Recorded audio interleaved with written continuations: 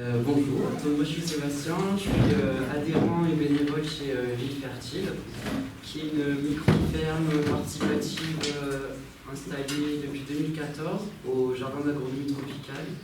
Donc pour celles et ceux qui étaient là au cocktail hier, vous avez peut-être vu une petite ferme juste derrière l'endroit où on a pris le cocktail, et c'est là. Voilà, donc on est une asso. Comme je disais, c'est une micro-ferme participative. On est une vingtaine d'adhérents permanents. On a une salariée à temps partiel qui s'occupe surtout des animations, du développement de l'asso et tout ça. Et on accueille des bénévoles tous les week-ends. Donc certains ponctuels, certains reviennent, certains deviennent adhérents. On a à peu près 800 mètres carrés de surface cultivable, un grand jardin, un petit jardin et une serre. Et on produit environ 2 tonnes de légumes par an, en bio intensif, qu'on vend sur place le dimanche. Qu'est-ce que je peux dire? Oui, voilà, et puis à côté de ça, on fait donc des animations pour les enfants, pour le grand public, pour des entreprises, des team building, tout ça. Et on a une programmation culturelle aussi, avec des spectacles. Voilà. Voilà, et alors du coup, le sujet dont je voulais vous parler aujourd'hui, c'est, alors nous, on s'est installé en 2014. C'était suite à l'appel de projet Végétalisation innovante, qui est devenu les pariculteurs après. Et quand on s'est installé, alors on était très naïfs, aucun d'entre nous n'était pro. Et puis on a commencé à cultiver la première année, et comme on commercialise, au bout d'un moment on s'est dit on va faire une analyse du sol. Et là on a vu que le sol était riche en plomb. Et donc on en a parlé avec la ville de Paris. Comme en fait on avait déjà, on nous avait proposé un autre site déjà précédemment qui ne nous convenait pas, parce que nous vraiment la pleine terre ça faisait partie de notre projet. Et donc un peu pris à la gorge, il a été décidé d'excaver et de remplacer le sol. Donc ça a été, donc voilà, c'est les photos qu'on voit là, donc c'était en 2015. Donc voilà, la terre a été remplacée sur le grand jardin et le petit jardin qui est là, sur 50 cm avec un géotextile en dessous. Et voilà, et puis on a pu recommencer à cultiver, à vendre notre production après ça. Et alors bon, le côté positif, c'est que bien sûr, on est très content de pouvoir faire de la culture en pleine terre.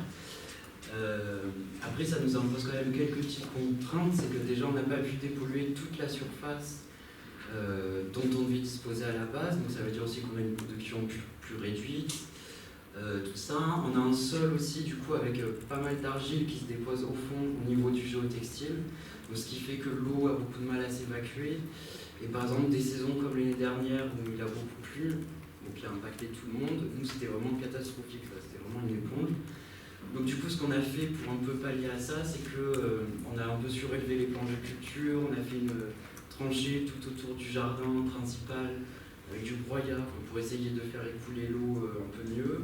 On a un sol aussi du coup qui est très compact, donc on essaie de faire en sorte de marcher le moins possible dessus, d'avoir les allées les plus fines, évidemment pas marcher sur les planches, mais travailler depuis les allées.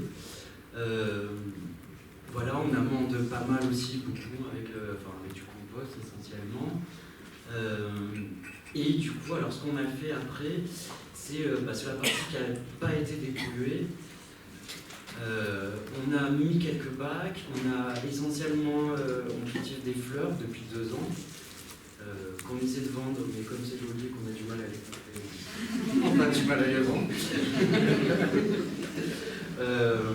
Et voilà, et puis du coup on en a profité aussi pour laisser toute une partie en prairie, voilà, mais c'est vrai qu'on aimerait bien, peut-être un de nos prochains projets de développement, ce serait d'essayer de mieux utiliser cette parcelle, voilà, et savoir comment faire. Et moi ce qui m'intéressait, c'était que, alors c'est vrai qu'à chaque fois qu'on parle de ça, on a l'impression que c'est une méthode super radicale, qu'on ne ferait peut-être pas forcément ça aujourd'hui, il y a des gens qui sont choqués même quand on leur en parle, et moi ce qui m'intéressait dans cette table ronde, c'était de savoir est-ce qu'il y a des alternatives, comment on ferait ça aujourd'hui et pas il y a 10 ans, et voilà. Je passe la parole à l'autre. Merci, ça donne envie, ça amène au débat. c'est très bien, ça a du grain à moudre pour la suite. Merci beaucoup, Sébastien. On va passer à Anna. Bonjour. Donc moi je représente les Cols Verts, qui est une association nationale, et je vais témoigner de deux histoires de fermes urbaines pour Gilles qui aime bien les histoires.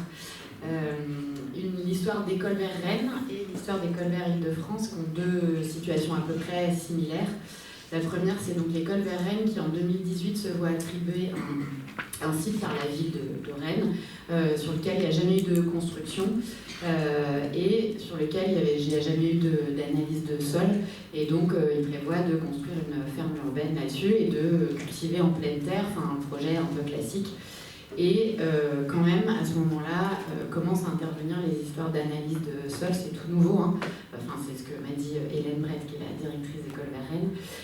Et donc ils font des analyses de sol, et sans surprise, il y a un cocktail Molotov, comme on l'a entendu tout à l'heure, à peu près de tout dans cette terre.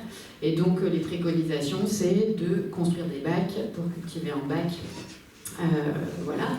Donc il se lance dans ce projet de construction en bac qui prend plusieurs mois, voilà, pour trouver le financement évidemment, pour trouver le bon bois, les bons modèles. Voilà, ils s'appuient sur des artisans locaux pour construire ces bacs.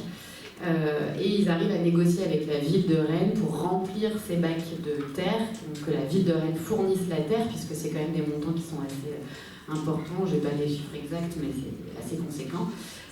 Et donc, livraison de terre dans ces bacs pour lancer la culture.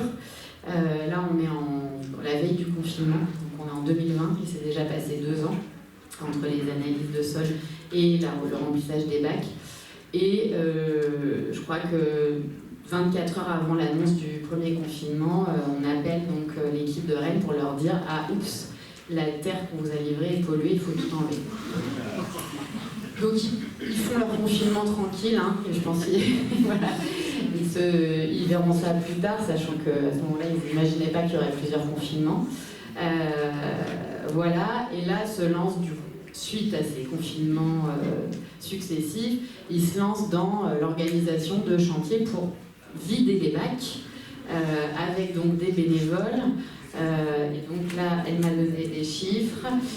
Donc entre ce moment-là et le moment où ils retrouvent de la terre, donc la ville de Rennes retrouve de la terre, la bonne terre végétale, pour re-remplir les bacs, pour leur permettre de cultiver, il s'écoule 6 mois, à raison de 3 jours par semaine, fois 10 bénévoles par jour, pour remplir tous ces bacs, puisqu'il se trouve aussi qu'en vidant les bacs, en fait, ils ont quasiment tout cassé.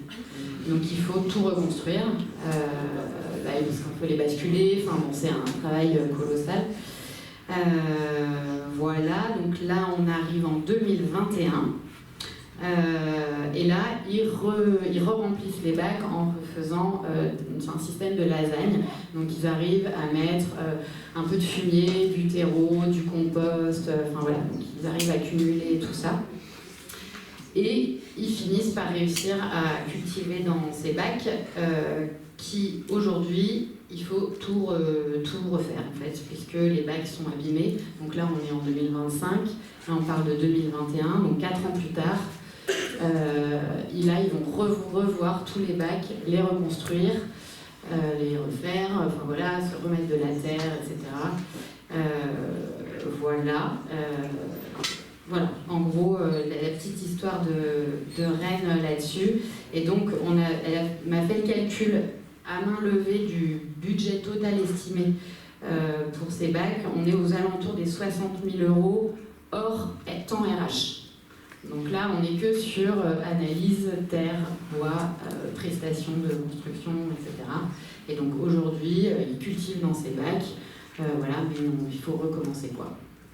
Voilà, ça c'est l'histoire de Rennes. Et l'histoire des Cols Verts Île-de-France. Moi j'ai pris mon poste en février 2024 sur un projet de création de 4 fermes urbaines le long du canal de l'Ourcq en Seine-Saint-Denis. Et sur un des sites, on était donc au tout début. 2 minutes. Je vais aller très vite. On était donc au tout début et on dit il faut trouver de la terre puisque sur ce site, donc qui est à la lisière entre Pantin et Bobigny, vraiment le long du canal de l'Ourcq, analyse de sol des auras, tout est pollué, on ne peut pas cultiver en pleine terre, il faut mettre 30 cm de terre et ensuite construire des bacs pour cultiver dans les bacs.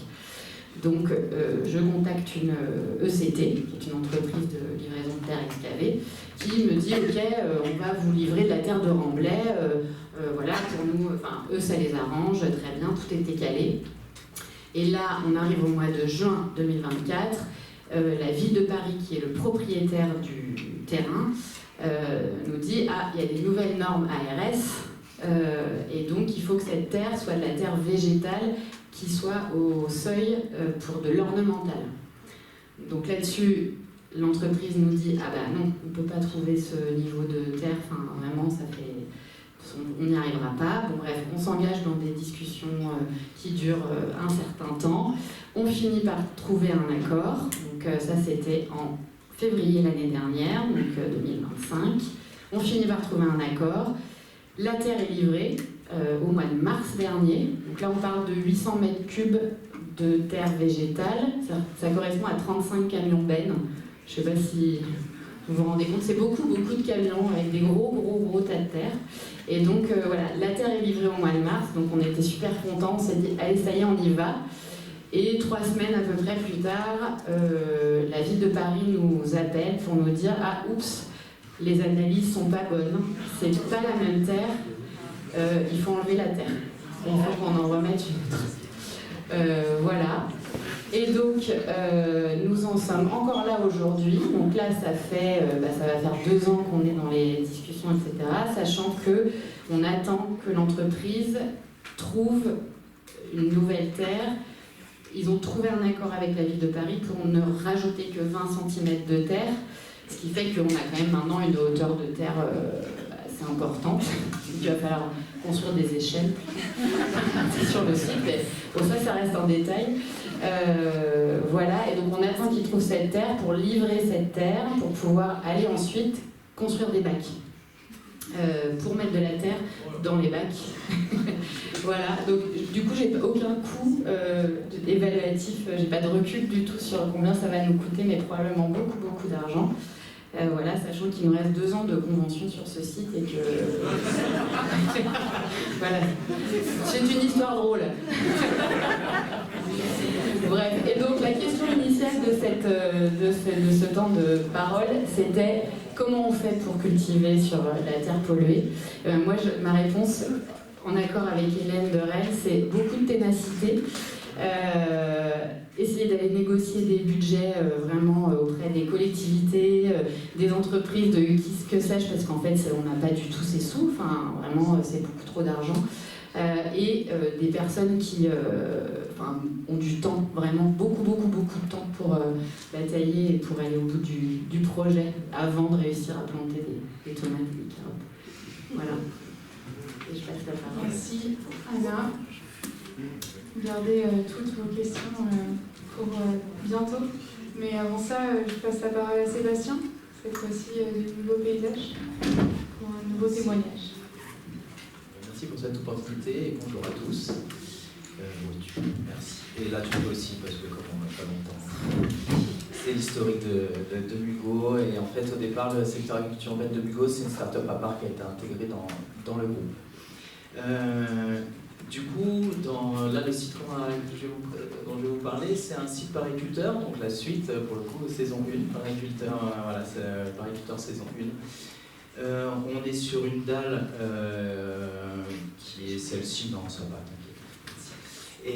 Et du coup, on a 590 mètres carrés sur dalle au-dessus d'un parking, à côté d'un hôpital, qui est la petite partie en bas de la photo, et du coup, on s'est, voilà, Elogie, qui est propriétaire de cette dalle, parce qu'ils ont le parking qui est en dessous, met à disposition cette terre dans le cadre de Pariculteur saison 1, et se pose la question, du coup, avec l'accompagnement de la ville de Paris, sous le cadre de l'étude BISO, pour valoriser les services écosystémiques et tout ce qui va autour des projets d'agriculture urbaine, de se dire est-ce qu'on fait et comment on fait et avec lesquelles règles d'or on fait. Voilà, donc tout paraissait très bien ficelé, mais vous allez voir qu'après, entre la théorie et tout ce qui a été bien présenté, on a des petites contraintes qui ont été déjà très bien présentées à l'instant. Donc les petites zones E1 et E2, c'est 2 zones d'analyse, E1 et E2. Voilà, ah bah super, du coup, donc, alors, à l'époque, il n'y avait que le guide refuge, donc désolé pour les restes, moi je suis basé sur les valeurs du guide refuge et qui donc a fixé des valeurs d'analyse de la situation d'agriculture urbaine qui sont les seuils VASO, qui sont représentés ici, donc c'est nos résultats d'analyse, et du coup pour essayer de rendre ça un petit peu digeste, parce que bah, nous on reçoit des résultats d'analyse, c'est que des chiffres et des lignes, donc là c'est des graphiques, c'est déjà un peu difficile à digérer, mais c'est visuellement ça se voit, il y a des petites couleurs, mais au départ c'est vraiment quand on reçoit les résultats des labos, c'est des chiffres, des lignes, et s'il n'y avait pas vos seuils, voilà, on est paumé quoi.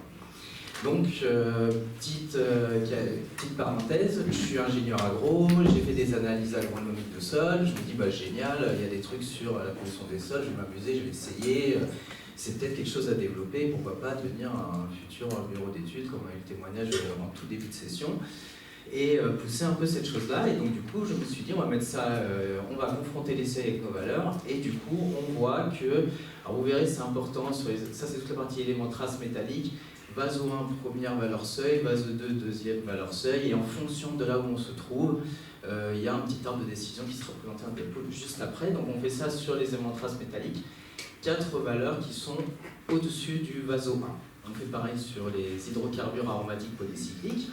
Sur un de nos échantillons, on dépasse le seuil, et sur l'autre, on est en dessous. Et donc du coup, ça nous emmène à l'arbre de décision du guide refuge, qui est celui-ci, ou qui nous dit aussi on n'est jamais dans le jaune, sur le graphique que vous avez vu avant, que tout est vert, on est toujours en dessous des VASO 1, on y va, c'est bon, il n'y a pas de problème, on est parti. Si on a des éléments de traces métalliques entre VASO 1 et VASO 2, on conseille des analyses de comestibles. Et si on a des VASO 2 qui sont dépassés sur les éléments de traces métalliques, ou que les sommes d'aromatiques polycycliques dépassent le seul et unique seuil qu'on a vu tout à l'heure, et ben dans ce cas-là, on conseille une évaluation des risques. Et en fait, ça paraît simple parce que le guide est très très bien fait, mais là quand on est là, on est quand même embêté parce qu'on porte la responsabilité, là, tout ce qu'on dit, on se dit oh là là, c'est quand même moi qui suis en train de porter la responsabilité de l'analyse pour le compte des logis et surtout pour des résidents qui veulent avant tout avoir un projet social qui est plutôt bien sur le papier, mais qui commence à peut-être être compliqué quand on se retrouve là-dedans. Et du coup voilà, là c'est nos situations, donc le E1 qui est celui de droite, et c'est là qu'il y a le plus de bacs où on fait le jardin partagé d'ailleurs maintenant aujourd'hui. Plutôt, on nous conseille une évaluation des risques. Et le deuxième, on a, donc vous avez vu, on n'avait que du jaune sur la diapo d'avant. Et donc du coup, et pas de problème avec les hydrocarbures aromatiques polycycliques, donc on nous conseille juste des analyses de comestibles. Et donc voilà, on a à la vue des résultats d'analyse de sol, un sol à minima dégradé, et on se dit on va aller faire des analyses de contrôle de légumes. Parce que toujours pareil, moi je trouve ça sympa les chiffres, et je me suis dit, bah, on l'a fait sur le sol, on va essayer de faire pareil avec les légumes. Et alors ça c'est un peu prouvé, mais on nous dit, donc dans le fruit, il y a les racines, il y a les tiges, et puis il y a les feuilles, et puis après il y a les fleurs, et ensuite il y a les fruits. Vision très simplifiée de la botanique. Mais donc du coup, ce qui nous dit un peu qu'il y va y avoir plus de bioaccumulation de polluants dans les légumes feuilles. On avait parlé aussi tout à l'heure des légumes tubercules et racines, mais moi j'en avais pas. Et dans les plantes aromatiques, on consomme aussi les feuilles. Donc si on va faire des analyses, en priorité, plutôt que de le faire sur nos tomates, on va le faire d'abord sur nos légumes feuilles et nos aromatiques, donc les poireaux, le romarin, mâche, thym et blette. Je ne fais pas de la pub, mais c'est juste que si vous vous posez la question, c'est laboratoire avec lesquels on s'enregistre, ce n'est pas de la pub, c'est juste pour dire que c'est avec eux, et donc je suis ouvert à toute critique, c'était juste pour vous dire que c'est avec Phytocontrôle qu'on a travaillé. Et donc on fait la même chose, on fait des éléments traces métalliques, donc on s'intéresse que à ceux où on était entre VASO 1 et VASO 2, donc on dépassait un petit peu les seuils, et je vais essayer de ne pas dépasser les minutes, et du coup, voilà, et là en fait on a des gros problèmes, donc je ne vais pas rentrer dans le détail parce qu'en fait c'est difficile le détail. On a des seuils réglementaires pour quelques légumes sur le plomb, on n'a rien sur le mercure, on n'a aucune valeur seuil réglementaire là où vous avez des diagrammes vides, donc on sait mesurer mais on ne sait pas interpréter. Et après, du coup, j'ai demandé au labo si vous avez ces moyennes d'analyse. Ça me donnera un peu un ordre de grandeur si je suis au-dessus ou en dessous, sachant pas que si leurs moyennes elles sont sur des choses polluées ou non, mais si je suis, ça me donnera un ordre de grandeur.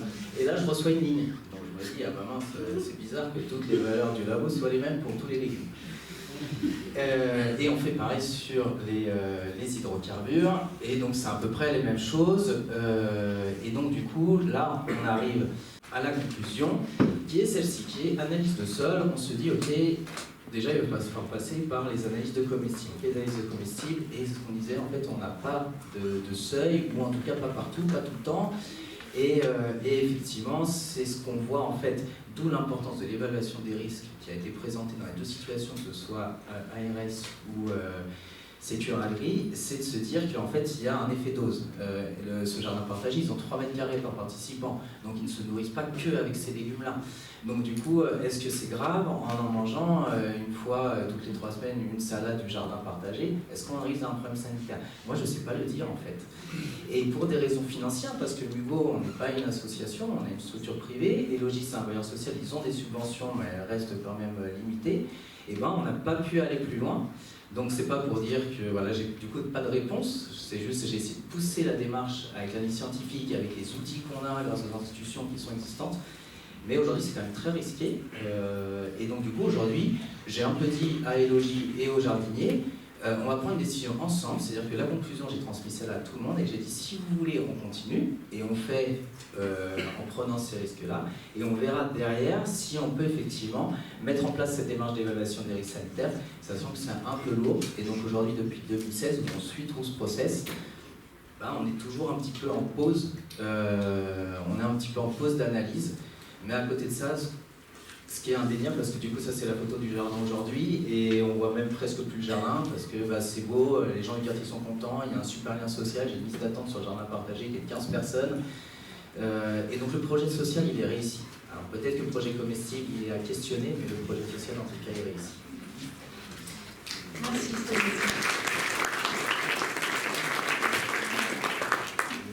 On va donc terminer cette session témoignage avec les acteurs de On s'aime tous. Ok, alors bonjour. Donc nous on a monté ce projet de ferme urbaine dans un quartier à Lannou à Montreuil qui est une cité. Donc il y avait très peu d'espace d'agriculture, de culture, donc c'était pas trop le sujet au départ pour nous, sauf qu'il y a des jardins partagés et puis donc on a des ateliers d'agriculture. On est vraiment à vocation sociale et on fait surtout de la sensibilisation au sol vivant, au vivant d'une manière générale. Donc on se sert des sols pour faire des expériences avec les gens du quartier, avec les habitants. Et il y a quelques jardins partagés. Après, on a eu exactement les mêmes problématiques que tout le monde. Il y a de la pollution partout et tout ça. Je vais laisser la parole après à Saosen qui va vous expliquer un peu le fonctionnement de la ferme. Enfin, de la ferme, c'est du projet, quoi. C'est plus un projet social, une ferme urbaine, puisqu'on était dans le cadre de l'ANRU, l'aménagement urbain, donc avec quartier fertile, pour avoir les financements pour monter le projet. Mais c'est vrai que le projet en lui-même n'était pas voué à faire de l'agriculture, parce que ça aurait été trop compliqué, évidemment, avec tout ce qu'on vient d'entendre, toutes les expériences. Moi, je dis qu'on a quand même de la chance d'être dans un pays riche, parce que quand on entend des trucs comme ça, de camions et machin, et trucs, je pense que c'est un peu surréaliste, on quitte un peu le bon sens, à mon avis. On devrait plutôt se concentrer sur d'autres choses, je sais pas, une ceinture maraîchère autour de Paris, des choses comme ça, quoi. Bref, mais ça c'est un autre sujet, on en parlera peut-être un autre jour. Et je laisse la parole à Saosen qui va vous parler un peu de toutes les expérimentations au niveau des sols et des tests de pollution qui ont été faits. Oui, bonjour. Par rapport aux associations qui ont déjà expliqué leur projet, nous on savait déjà que c'était pollué à la base. Quand on a signé le projet de ferme urbaine, c'était déjà acté que les sites sur lesquels on s'installait étaient donc pollués. Donc on est parti du principe qu'on faisait avec. Alors bien sûr avec la mise en place de bacs de culture, mais surtout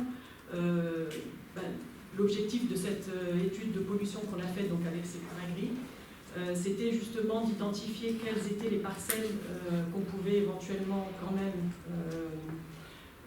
utiliser pour de l'agriculture, donc du maraîchage, même si c'est, comme le disait Jean-Roch, pour vraiment à but pédagogique, il n'y a pas de production intensive.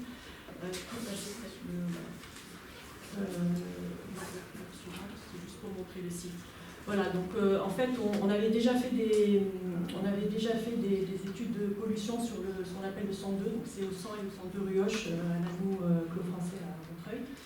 Et on a donc identifié déjà un cocktail, comme tu disais, assez explosif de pollution entre les HAP, les ETM et autres joyeusetés. Il nous restait en fait, il nous fallait, donc c'était l'objectif de la mission de Sécuragri, de rentrer un peu plus dans les détails, de faire des mailles plus précises, et puis d'intégrer à l'analyse donc le 100 rue Hoche, qui était notre jardin collectif. Enfin, c'est à partir de là que le projet est né. Donc c'est un petit jardin qui était en fait cédé par la mairie dans le cadre d'une opération qui s'appelle Montreuil et Jardin. Et l'idée c'était d'entretenir ce jardin, donc, qui est devenu un jardin collectif avec de nombreux jardiniers donc, qui travaillent. Et donc l'idée, on a fait ça en plusieurs, je vais passer très rapidement peut-être sur la méthodologie, mais en gros, l'idée, c'était bien sûr de mettre en évidence les différentes pollutions et quel type de pollution.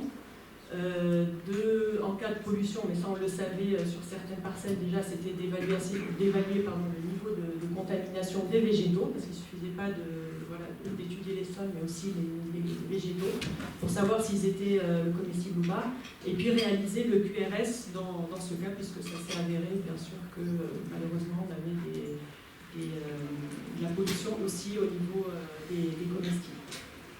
Voilà, donc les résultats en une page, c'est des gros pavés, comme tu disais tout à l'heure Sébastien, c'est des gros pavés de 200 pages, donc là c'est une espèce de résumé, mais ça vous dit aussi la difficulté de notre projet, c'est qu'en fait on était sur plein de parcelles, contrairement à d'autres qui ont une grande parcelle. Nous on était sur une espèce de petits puzzles, de petites parcelles, et on a bien fait de rentrer dans ce détail-là, parce que comme vous pouvez le voir, vous avez des parcelles qui sont conformes, on va dire, à la culture. Par exemple, tout ce qui est en vert, c'est en gros, on peut faire de la pleine terre et les enfants peuvent venir jardiner. Et celles qui sont en orange, c'est la pleine terre aussi, mais il ne faut pas mettre d'enfants et éviter de consommer ce qui pousse. Voilà, en gros, c'est ça. Et sachant que, par exemple, là, ça apparaît pas sur ce plan, mais on avait aussi des jardins collectifs dans le quartier. Donc, c'était des projets d'habitants qui sont venus nous voir pour justement, j'aurais fini, qui sont venus nous voir justement parce qu'ils avaient un projet de jardin collectif. Et on a un des jardins, malheureusement, où les analyses ont avéré qu'il était même impossible de marcher sur la parcelle à cause de la pollution en plomb. Et pour vous dire que ça a été très compliqué pour l'équipe qui était d'habitants qui était super motivée pour lancer un jardin, pouvoir faire pousser quelques carottes et quelques patates. Et le jour où on leur a dit que en fait, ils pouvaient oublier ce projet, ça a été très très dur. Donc effectivement, on se rend compte en fait de la diversité des situations. Nous, on a eu un petit peu de chance parce que notre jardin pédagogique, il se trouvait juste en zone verte, donc c'est bien tombé. Et malheureusement, il y a sur d'autres parcelles, c'était un petit peu moins simple. Donc là aussi, en termes de projet social, ça peut avoir des impacts malheureusement négatifs. Voilà. Et sinon, sur les autres, après on a fait des bacs, on a pris le parti de laisser la pollution là où elle était, et puis de faire quelques bacs, mais là on n'est pas du tout effectivement sur les envergures des projets qui ont été cités auparavant. On a quelques bacs de culture, on a dû acheter depuis le début du projet peut-être 10 mètres cubes de terre, donc on n'est vraiment pas dans les mêmes configurations. Et on fait de la production de plants par contre sous serre, en grosse quantité. Voilà, et là ça vous donne juste un exemple des végétaux. Donc ça c'était la deuxième partie de l'étude, c'était de voir quels étaient les végétaux qui pouvaient être consommables. Donc ça vous donne quelques exemples de ce qu'on peut faire ou pas. Et c'est à partir de ces résultats-là qu'on fait nos plans de culture. Merci. Merci à toutes et à tous. C'est la fin de ces témoignages. Oui, bonjour. Moi, j'avais juste une question de préparation. C'était pour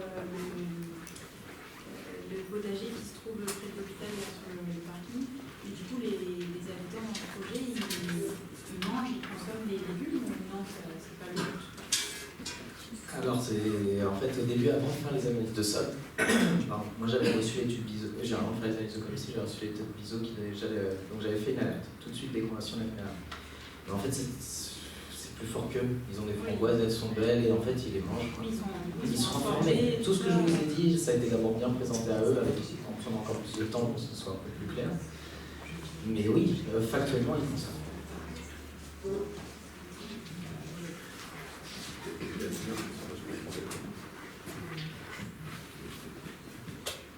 Merci. Moi j'ai une question, parce qu'il peut m'arriver de faire bureau d'études pour des villes qui vont installer des fermes parfois sur sol légèrement pollué. Est-ce que vous ou d'autres dans la salle ont des retours d'expérience sur la stabilisation de polluants par les matières organiques? Plutôt que d'apporter de la terre qui vient de l'extérieur et qui peut être polluée, est-ce qu'il y en a déjà qui se sont dit si je rajoute la moitié de l'épaisseur de mon sol en matière organique, ça va diluer par 2 ma teneur et donc en fait je repasse sous la base O2. En plus ça augmente les pH, en plus ça crée un complexe argilomique. Est-ce qu'on a des études qui permettent de suivre ça? C'est quoi les retours là-dessus? On va se répartir, je me permets première intervention là-dessus. Alors évidemment, on s'est posé la question, il y a 2 choses dans ce que tu dis. J'entends d'abord, la matière organique est connue pour fixer certains types de polluants, notamment le plomb, il aime beaucoup se fixer à la matière organique, donc scientifiquement, on s'intéresse au fait de, si on apporte du compost notamment, est-ce qu'on va réussir à fixer et donc ça passe moins vers les plantes. Ça, théoriquement, scientifiquement, c'est le cas, mais en fait, dans les faits, il y a un projet de recherche notamment qui a sorti ses résultats récemment, qui s'appelle Potager, qui a testé tout un tas de types d'amendements dans des sols de jardin, avec de la production alimentaire. Et en fait, malheureusement, le retour d'expérience, c'est qu'il y a des choses qui sont testées, démontrées en labo, mais en réalité, dans le contexte réel du terrain, les sols sont tellement complexes, il y a tellement de propriétés qui jouent, qu'on a vu des effets contradictoires. Dans certains cas, ça marche, dans d'autres cas, ça fait l'inverse. Si on apporte un compost pas assez mature, ça peut, à l'inverse, remobiliser les polluants et rendre encore plus mobiles certains polluants.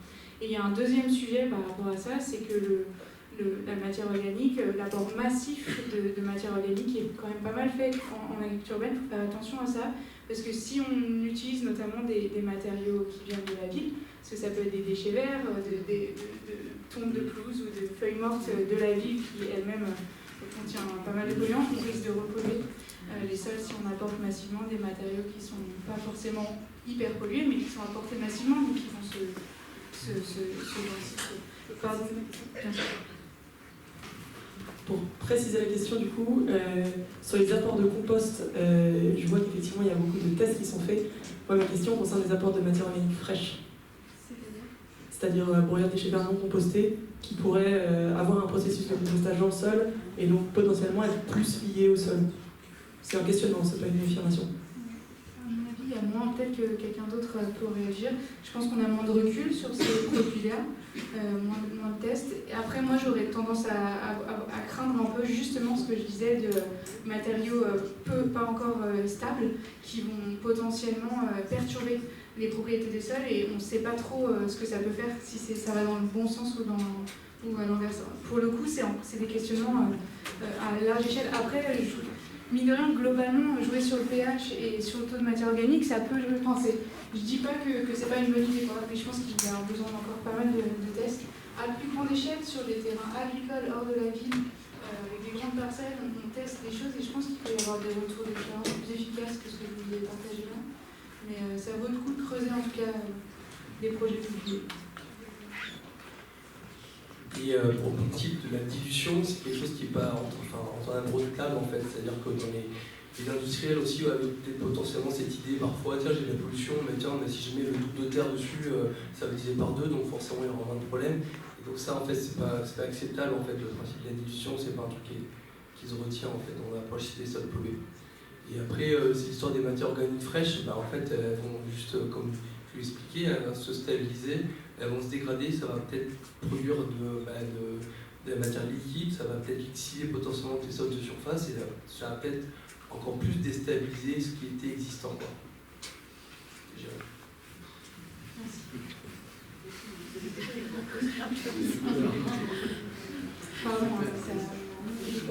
c'est pas vous pareil.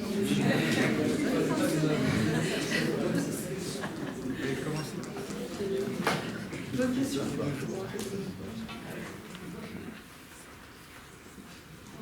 Je voudrais savoir s'il y a des tests sur la synthropie en fait, avec notamment justement c'est le taux de matière organique au sol, de matière fraîche au sol, mais c'est également une plantation très dense, donc il y a aussi le rôle des racines, le rôle des micro-organismes dans le sol, des exudats des racines, donc il n'y a pas que la matière.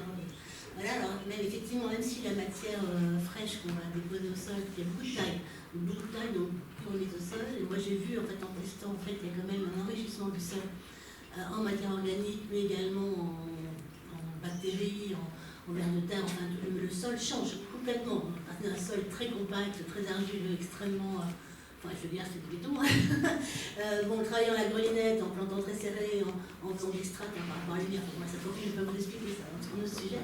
Mais en fait au niveau des sols, il y a vraiment eu une différence. Et moi, c'est vrai que je n'ai pas fait de test d'analyse de sol, mais je pense que ça vaudrait le coup d'essayer, parce qu'il n'y a pas que la matière organique, il y a aussi ce qui se passe dans le sol, et tout ce qui est bactéries, exudats des racines, etc. Il y a plein d'autres choses qui se passent. Je peux peut-être apporter quelques éléments là-dessus. Donc, Laure Lemel, ingénieure Urgéap, je suis en R&D, justement sur les transferts sol-plantes de contaminants. Je suis contente d'entendre ce genre de choses. En fait, c'est vrai que tout ce qui est présenté jusqu'à maintenant, et c'est la façon de faire, donc c'est normal, on base beaucoup nos diagnostics et les choix sur les concentrations dans les sols, concentration totale dans les sols des éléments, ETM, mais HAP, etc. Et en fait, on prend peu en compte le transfert sol-plante et notamment le couple sol-plante, l'interaction entre le sol et la plante, l'effet des apports et des pratiques. Et du coup, l'idée, nous, c'est qu'on essaye d'apporter la mesure sol-plante et la mesure arriver à pas du tout partir que du sol, mais à avoir l'info à la plante. Donc c'est en développement, donc voilà, c'est à suivre. Mais l'idée en fait, c'est d'intégrer ça dans une mesure, alors c'est une mesure laboratoire, le test pour pas faire de suspense. Et en ce moment, donc à l'heure actuelle, on est capable de dire si on appelle ça la phytodisponibilité. On est capable de dire si une phytodisponibilité est de l'ordre d'un sol agricole non contaminé. Donc c'est pareil, ça sera intéressant de revenir sur un certain nombre de notions, pollution versus contamination, les fonctions des sols, tout un tas de choses comme ça, parce que c'est assez important pour comprendre ces questions de contamination en agriculture urbaine et comment on fait. Mais l'idée en fait justement c'est de développer ça et d'essayer d'aller plus loin que ce qui a été fait jusqu'à maintenant et qui était beaucoup basé sur le principe de précaution et qui a tendance à surestimer les risques aux contaminations modérées. Et typiquement ce qui a été présenté là, on est vraiment pile dans ces cas-là. Ou par exemple, une autre notion qui est importante, c'est qu'un sol et une terre, c'est différent. Une terre, c'est un sol qui a perdu une partie de ses fonctions du fait d'avoir été excavé, déplacé, stocké, etc. Donc ça, c'est important à prendre en compte. Donc je vous invite à suivre un peu ça. Et je vous dis qu'on est plusieurs, avec Anne, avec plein d'acteurs à essayer d'apporter des solutions à tout ça. Merci. Est-ce qu'il y a une dernière question? Sinon, je vais m'essayer à conclure. Moi, je vais vous remercier d'être resté jusqu'au bout, d'avoir posé toutes ces questions. Merci encore aux intervenants.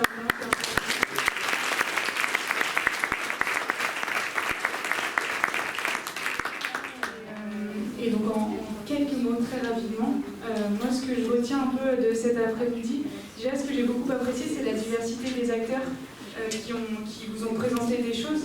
On a eu une collectivité, un bureau d'études Cité Sols Pollués. Moi je vais vous présenter peut-être plus la recherche action.